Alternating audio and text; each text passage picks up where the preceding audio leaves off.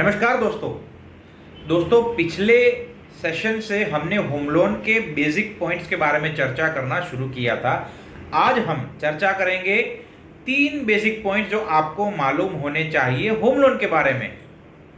एक है interest rate, दूसरा है टेन्योर और तीसरा है लोन टू वैल्यू। दोस्तों शुरुआत करते हैं इंटरेस्ट रेट से। इंटरेस्ट रेट आपके लिए बहुत ही क्रिटिकल है जब भी आप होम लोन लेने का प्लान कर रहे हो। आज की तारीख में बहुत सारी nationalised banks, private banks, cooperative banks, NBFCs आपको होम लोन देने के लिए तैयार बैठी हैं। तो उस संजोगों में आपके लिए महत्वपूर्ण पॉइंट जो ध्यान में रखने के लिए है वो है इंटरेस्ट रेट।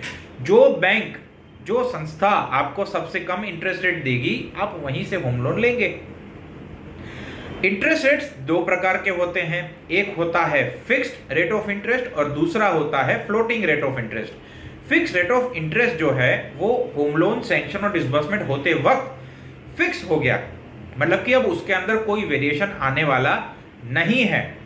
मतलब कि आपने जितने सालों के लिए होम लोन ली है उस पूरे अंतराल के लिए आपका ईएमआई फिक्स हो गया, वो कोई भी तरीके से चेंज नहीं होगा। अगर आप प्लानिंग करके चलना चाहते हैं तो आप कह सकते हो कि आप फिक्स रेट ऑफ इंटरेस्ट लेके आगे बढ़ो। Generally fix rate of interest floating rate of interest से 1 से 2% ऊंचा रहता है।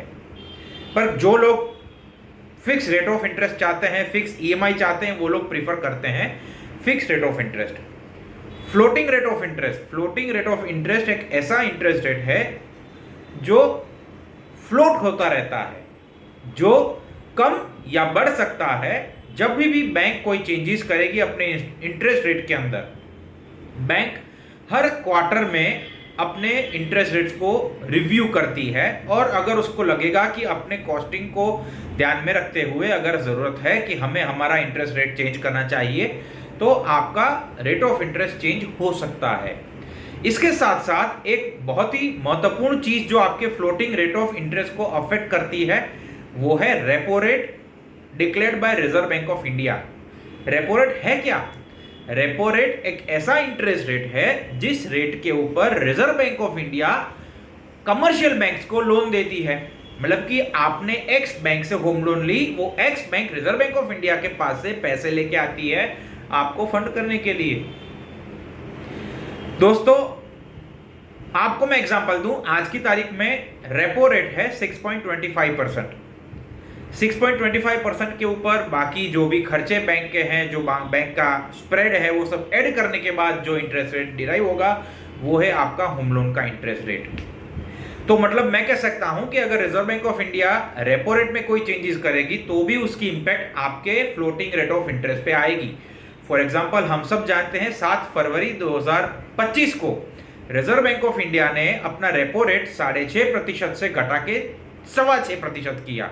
तो इसका बेनिफिट सभी बोरोवर्स को मिला, जिनके इंटरेस्ट रेट्स फ्लोटिंग थे उन सभी को ये 0.25% का बेनिफिट मिला।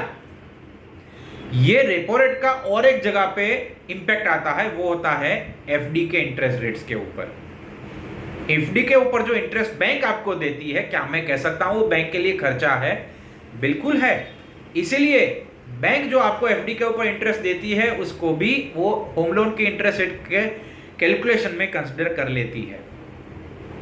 दूसरा पॉइंट जो हमें चर्चा करना है वो है टेन्योर।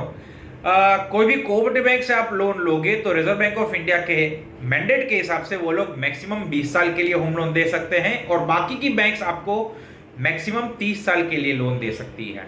तो आप प्रयत्न कीजिएगा कि आप लोन लें तो मैक्सिमम टेन्योर के लिए लें, जिससे आपका ईएमआई छोटा हो जाएगा और छोटे ईएमआई आप जल्दी भरोगे तो आपकी लोन 30 साल के बदले बहुत ही कम टेन्योर के अंदर खत्म हो जाएगी।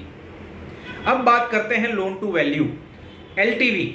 आपका जो प्रॉपर्टी कॉस्ट है उसके बेस के ऊपर बैंक कितनी होम लोन देगी वो डिफाइन होता है। फॉर एग्जाम्पल आपका प्रॉपर्टी कॉस्ट अगर 30 लाख है तो आपको 90% तक की लोन मिलती है। अगर आपका प्रॉपर्टी कॉस्ट 30 लाख से लेके 75 लाख का है तो आपको 80% लोन मिलती है और आपका प्रॉपर्टी कॉस्ट 75 लाख से ऊपर है तो आपका 75% लोन बैठता है।